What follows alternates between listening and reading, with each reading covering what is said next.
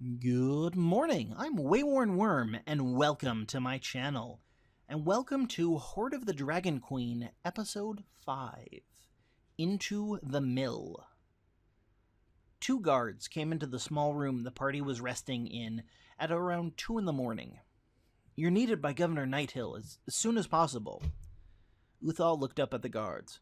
What happened? Please, just come with us. The governor will tell you. The guards looked worried enough that it stopped the questioning of the others, or the continuing questions of Uthal. They quickly packed up their bedrolls, which they had placed out for the quick nap that they had had before following the guards and being brought to the same area of the battlements that Nighthill had apparently decided was his post. When he saw them, he smiled the smile of someone surrounded by sorrow and horror and bad, seeing the only light in his life. He quickly walked over to them before launching into an explanation. Not too long ago, the guards spotted a new threat. Some of the raiders are trying to set fire to the town's mill. If it burns, then we lose all of the flour we have. At least outside of what little is left in the storage of the houses that managed to survive the night without being burned. Losing the mill would be the second worst thing that could happen tonight. We would lose our main source of food until it was rebuilt, and that would take months at best.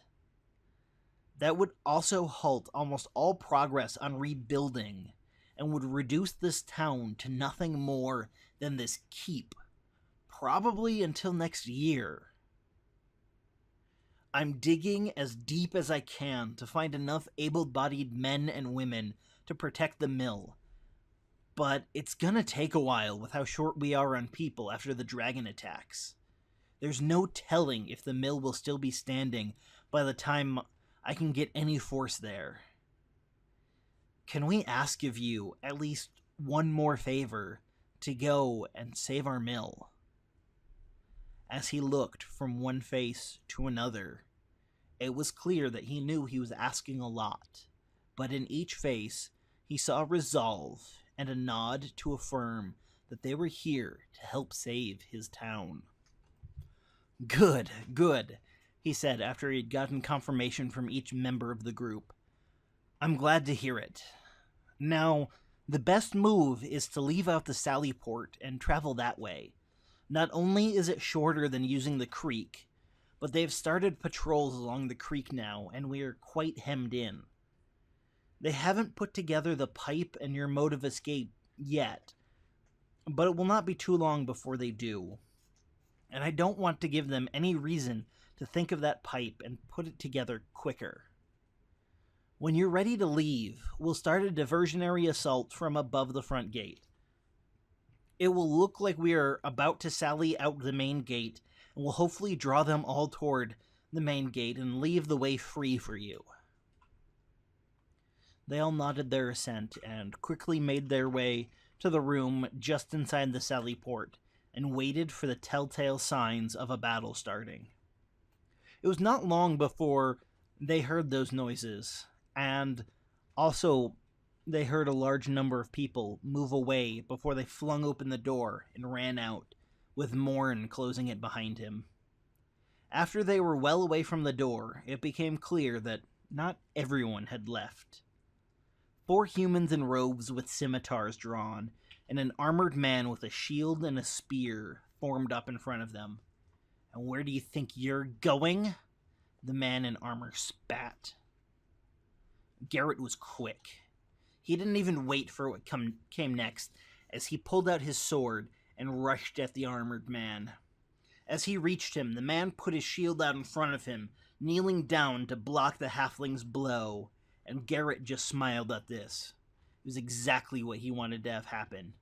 He jumped, placing one foot on the knee that was not on the ground, took a second step on the shield, and pushed off, doing a front flip over the armored man, stabbing at his exposed neck with his sword. As he landed right behind him, he pulled out his sword and landed a solid kick in the man's back, sending him forward with a crack. Uthal followed right behind Garrett and swung at one of the cultists in robes. As he brought his longsword down, the cultist raised her scimitar and blocked the blow, although it pushed her back with the force of it. While she was focused on the longsword and keeping it blocked, she never saw the short sword flash from the side, glowing momentarily in the firelight, and stab deep into her before she fell. Quora focused on a third target and shot a blue-white light from her hand that surged toward her target. It hit the cultist in the side, bursting through the robe and exposing the skin beneath. Frost crawled out along both the skin and the robe, snaking out from the hole the spell had created. Tess took out her greatsword and went toward one of the two as of yet untouched cultists. Though her swings were fierce and surprisingly fast, the woman she was facing managed to dodge and block each blow. Morn took a deep breath, looking at the situation. And after collecting himself, a blast of blue-white light burst forth from him toward the same cultist Quora had hit. The cultist saw this happening, and knowing what was coming, he hit the dirt before popping back up after the spell had gone by.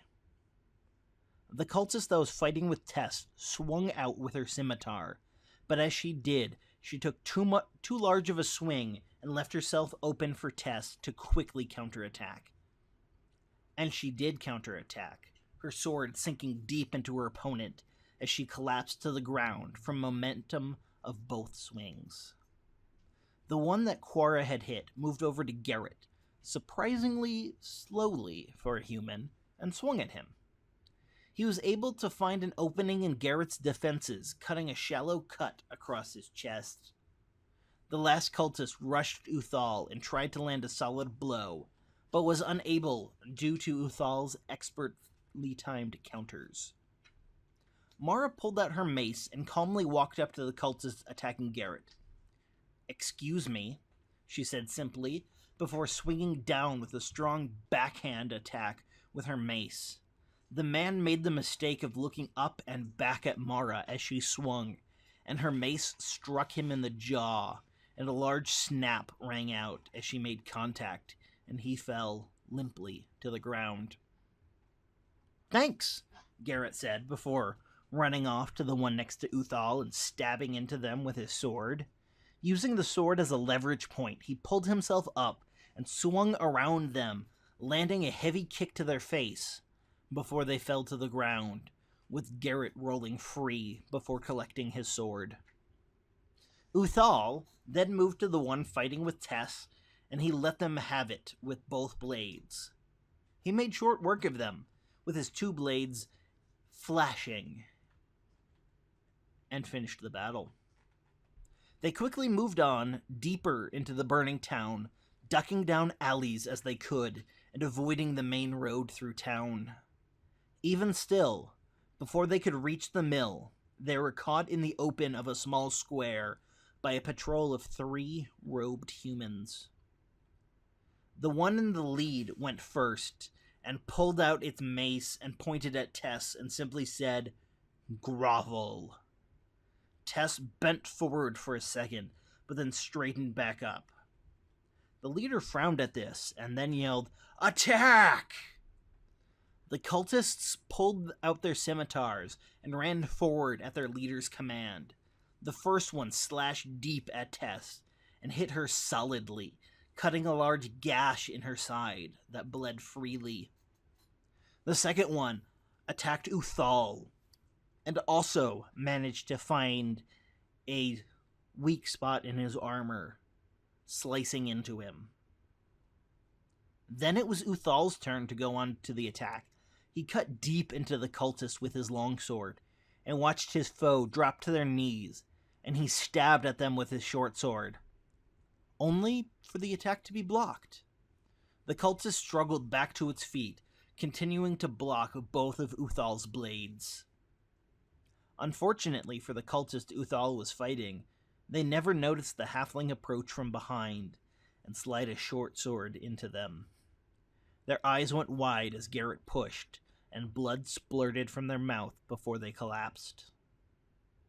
Mara pulled out her mace and attacked the cultist that was on Tess, breaking her kneecap with a hard swing down. Cora shot a blue-white light out of her hands at the cultist Mara was attacking. The blast hit the cultist, and the entire body was momentarily covered in frost as they froze in place and fell to the ground. Morn shot another blue-white light from his hands, and it hit the last remaining cultist, but it didn't seem to affect them much after the frost started to recede. Tess took a moment to look deep within herself, put her hand on her chest that flashed bright with divine light for a moment before fading away. She then strode confidently to the last cultist. "When I'm through with you, you will wish you had pretended not to see us." Then she pulled out her great axe and swung. With one mighty swing, she carved into the last cultist and felled her. From then on, the route to the mill was free and clear. They reached the outskirts of this place around the mill and finally got a good look at it. Before they could take in all the details of the scene, however, their eyes were drawn to the 6 cultists that were clearly setting fire to the mill. Thank you so much for listening to The Hoard of the Dragon Queen, Episode 5. Make sure to tune in on March 27th for Hoard of the Dragon Queen, Episode 6, The Battle of the Mill. And make sure you tune in tomorrow for my next episode of the Monster Manual Backward.